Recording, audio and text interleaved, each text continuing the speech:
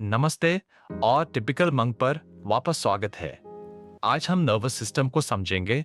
हम देखेंगे कि एक न्यूरॉन संदेश कैसे ले जाता है, सिनाप्स उसे आगे कैसे बढ़ाता है और ब्रेन तथा सेंस ऑर्गन्स दुनिया को कैसे पढ़ते हैं।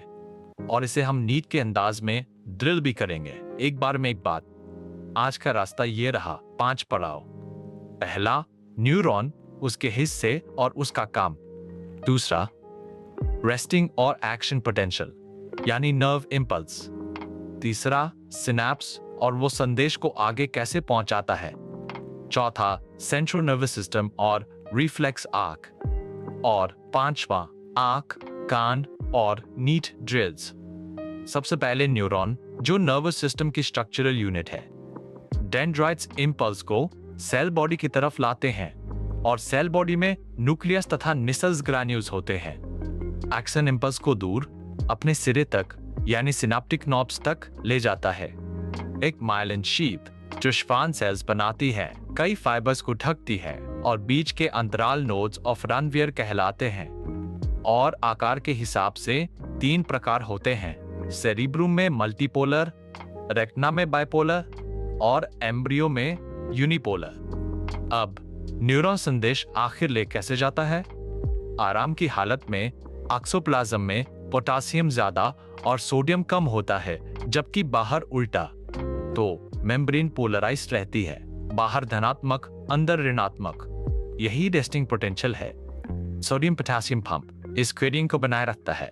हर 2 पोटासियम अंदर लाने के बदले 3 सोडियम बाहर निकालता है। अब एक स्टिमुलस सोडियम गेट्स खोलता है, सोडियम अंदर दौड़ता है और वो जगह डिपोलराइज हो जाती है, अंदर अब धनात्मक। यही उल्टा एक्शन पोटेंशियल है। उसके तुरंत बाद पोटासियम बाहर निकलता है और वो जगह डिपोलराइज हो जाती है और यही हलचल आक्सान के साथ इंपल्स बनकर आगे बढ़ती है। इंपल्स आक्सान के सिरे तक पहुंचता है। अब उसे अगले न्यूरॉन तक जाना है, सिनाप्स पर। 2 प्रकार होते हैं, इलेक्ट्रिकल सिनाप्स जो तेज, सीधा और दुर्लभ है, और केमिकल सिनाप्स जो आम है। केमिकल सिनाप्स पर दोनों मेम्ब्रेन्स के बीच एक सिनाप्टिक क्लेफ्ट होता है और नॉब में न्यूरोट्रांसमीटर जैसे असीटलकोलिन के वेसिकल्स होते हैं। आता हुआ इंपल्स इन वेसिकल्स को जुड़ाकर न्यूरोट्रांसमीटर को क्लेफ्ट में छोड़ देता है। फिर वो पोस्ट सिनाप्टिक मेम्ब्रेन पर रिसेप्टर से जुड़ता है, आयन चैनल्स खोलता है और वहां एक नया इंपल्स शुरू कर देता है। अब सेंट्रल नर्वस सिस्टम और उसकी एक बेहतरीन चाल। सेंट्रल नर्वस सिस्टम यानी ब्रेन और स्पाइनल कॉर्ड। ब्रेन में फोरब्रेन, मिड ब्रेन और हाइंड ब्रेन होते हैं और सेरिब्रम उसका सबसे बड़ा हिस्सा है। सेरेबेलम बैलेंस और कोऑर्डिनेशन संभालता है, मिडुला ब्रीदिंग और हार्ट रेट को नियंत्रित करता है और हाइपोथैलेमस भूख, प्यास तथा तापमान देखता है। रिफ्लेक्स एक्शन एक अपने आप होने वाली बहुत तेज प्रतिक्रिया है जो स्पाइनल कॉर्ड से होकर चलती है, ब्रेन का इंतजार नहीं करती। उसका रास्ता रिफ्लेक्स आर्क है। Receptor, sensory neuron, spinal cord, motor neuron, effector. नीचे को याद कीजिए। अब सेंस ऑर्गन्स, आंख और कान। आंख की दीवार में 3 परतें होती है, स्क्लेरा जिसके आगे कॉर्निया है, कोरॉइड जो आइरिस और सिलेरी बारी बनाती है, और अंदरूनी रेटिना। रेटिना में मंद रोशनी के लिए रॉड्स होते हैं जो विटामिन आ से बना रोडोप्सिन इस्तेमाल करते हैं, और तेज रोशनी तथा रंग के लिए कोन्स। कान में 3 ऑसिकल्स है, मैलियस, इंकस और स्टेप्स, और कॉक्लिया में सुनने के लिए ऑर्गन ऑफ कॉटी होता है। सेमीसर्कुलर कैनाल्स सैक्यूल और यूट्रिकल के साथ बैलेंस संभालते हैं, सुनना नहीं। अब हाई ईज पॉइंटर्स, वो तथ्य जिन्हें नीच सवालों में बदल देता है। 1. आराम में मेम्ब्रेन बाहर धनात्मक और अंदर ऋणात्मक होती है, एक्शन पोटेंशियल इसे उलट देता है। 2. पंप हर 2 पोटासियम अंदर के बदले 3 सोडियम बाहर करता है। 3. ज्यादातर सिनाप्सिस केमिकल होते हैं और आम ट्रांसमीटर असीटलकोलिन है। 4. मेडुला ब्रीदिंग और हार्ट बीट को नियंत्रित करता है, सेरेबेलम बैलेंस को। 5. रॉड्स में मंद रोशनी के लिए रोडोप्सिन होता है, कोन्स रंग देते हैं और बैलेंस सेमी सर्कुलर कनाल्स में बैठता है। अब पहला ड्रिल, असर्शन और रीजन। हर बार पूछिए, क्या आ सही है, क्या आर सही है और क्या आर को समझाता है। पहला, एक्शन पोटेंशियल के दौरान आसन का अंदरूनी भाग धनात्मक हो जाता है और उत्तेजित जगह पर सोडियम आयंस एक्शन में दौड़ते हैं। दोनों सही हैं और आर अ को सही समझाता है, तो उत्तर है आ। दूसरा, सेरेबेलम ब्रीदिंग की दर को नियंत्रित करता है। आ सेरेबेलम पोस्चर और बैलेंस बनाए रखता है।